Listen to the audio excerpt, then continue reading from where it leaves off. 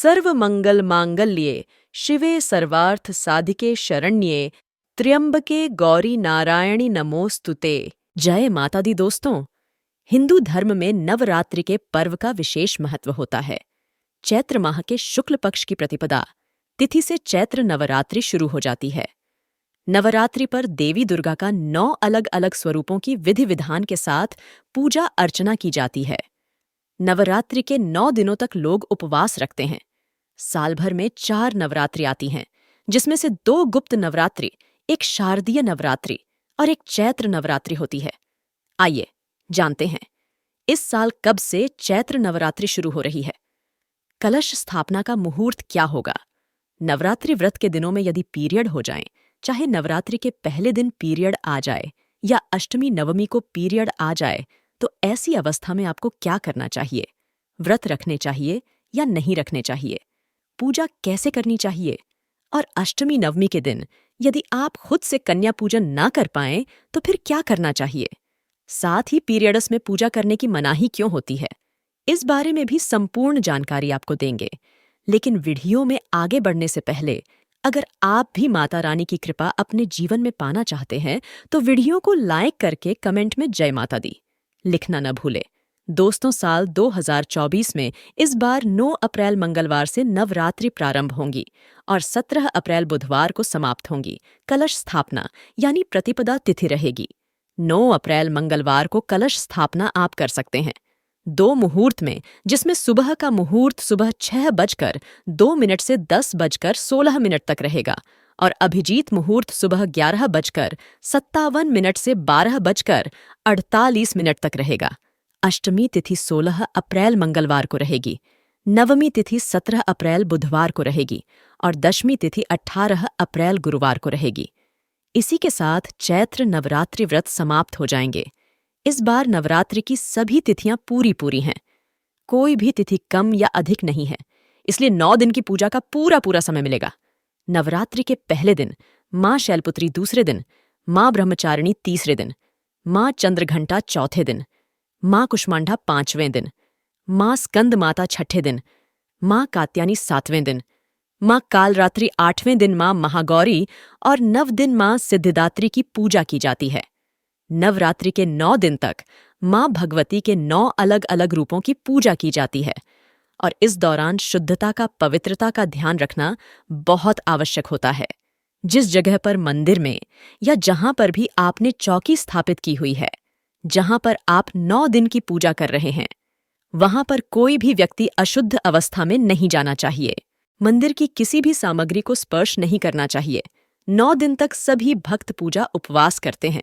ऐसे में समस्या तब आती है जब महिलाओं या कन्याओं को व्रत रखते समय पीरियड्स हो जाते हैं, क्योंकि हमारे सनातन धर्म में पीरियड्स की अवस्था में मंदिर की मूर्तियों को नहीं छुआ जाता है, पूजा पाठ नहीं की जाती है। लेकिन इस दौरान आप मानसिक पूजा कर सकते हैं। आप व्रत बीच में ना तोड़ें। आप यदि पहले दिन पीरियड्स से हो रहे हैं, पहले दिन यदि आपको नवरात्रि का उपवास रखना है, तो भी आप सारे उपवास रख सकते हैं। लेकिन आप इस दौरान खुद से पूजा ना करके अपने परिवार के किसी भी सदस्य से पूजा करवा सकते हैं। परिवार में कोई सदस्य ना हो, आप घर से बाहर अकेले रहती हो, तो ऐसी स्थिति में अपने आसपास की किसी छोटी कन्या से आप पूजा करवा सकती हैं या आप किसी की भी मदद पूजा करते समय ले सकती हैं। खुद से आपको किसी भी पूजन सामग्री को स्पर्श नहीं करना चाहिए। पहले दिन यदि आपको पीरियड्स हो जाते हैं तो आप कलश की स्थापना खुद ना करें। यदि कोई भी कलश की स्थापना करने वाला ना हो तो आप बिना कलश की स्थापना किए भी मानसिक पूजा कर सकते हैं। आप ऐसे में सुबह स्नान करें। मंदिर से थोड़ा सा दूर बैठकर मन में आप माँ भगवती के प्रथम स्वरूप का ध्यान करें। जिस भी दिन आपको पीरियड्स हो रहे हो, उस दिन जिन भी देवी की पूजा की जाती हो, आप उनका मन में ध्यान करें। फिर मन से आप पूजा का भाव करें, जैसे आप मन से दीप जला रहे हो, मन से माता रानी को पुष्प अर्पित कर रहे हो। मंत्रों का जाप आप मन में कर सकते हैं। आप मोबाइल के जरिए, इंटरनेट के जरिए माता भगवती की पूजा कर सकते हैं। कथाएं पढ़ या सुन सकते हैं। आरती भी आप मन से गा सकते हैं। पीरियड्स के दिनों में आप सुबह और शाम इसी प्रकार मानसिक पूजा माँ भगवती की करते रहें। यदि आपको अष्टमी या नवमी के दिन पीरियड्स हो रहे हो, आपने पूरे उपवास रखे हो और अब आपको कन्या पूजन करना हो या फिर कलश विसर्जन, यदि आपको करना हो तो आपको क्या करना है, यह भी आप जान लीजिए। यदि आप कन्या पूजन करना चाहते हैं तो ऐसे में भी आप खुद से माता रानी के लिए भोग ना बनाएं। कोई भी पूजन सामग्री को स्पर्श ना करें। आप इसके लिए भी किसी अन्य व्यक्ति की मदद ले सकते हैं। उनकी सहायता से आप माता रानी के लिए भोग तैयार करवा सकते हैं। फिर भी यदि ऐसा कोई भी व्यक्ति, कोई भी महिला या कोई कन्या आपको ना मिले तो फिर आप कन्या पूजन अष्टमी या नवमी के दिन ना करें।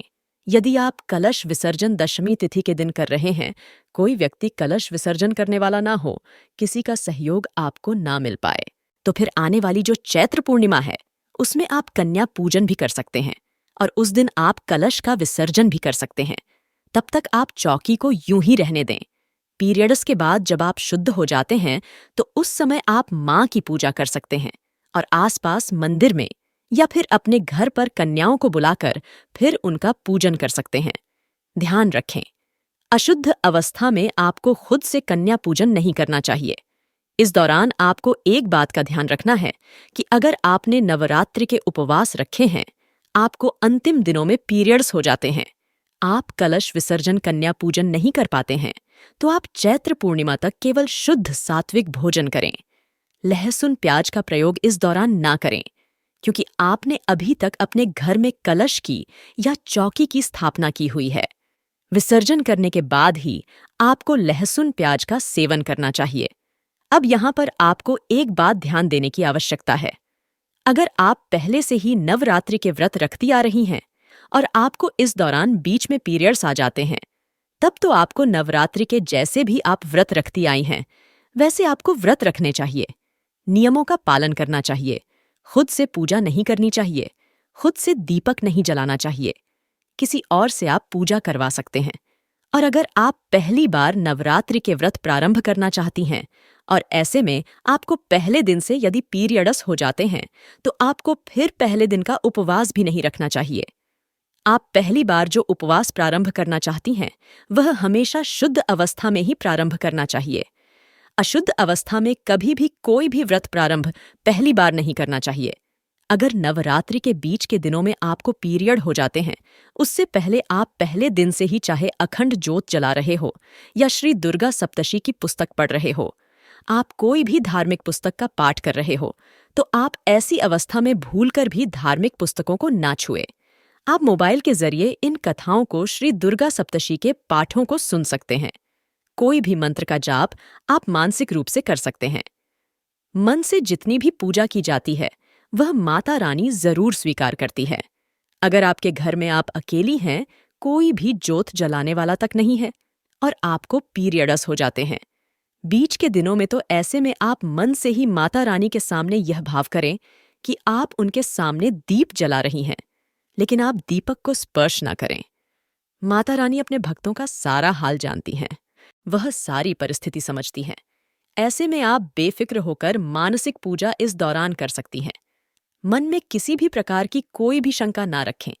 यदि आपने ज्वारे बोए हुए हैं, ज्वारे में जल छिड़कना हो, तो भी आप खुद से जल बिल्कुल भी ना छिड़के।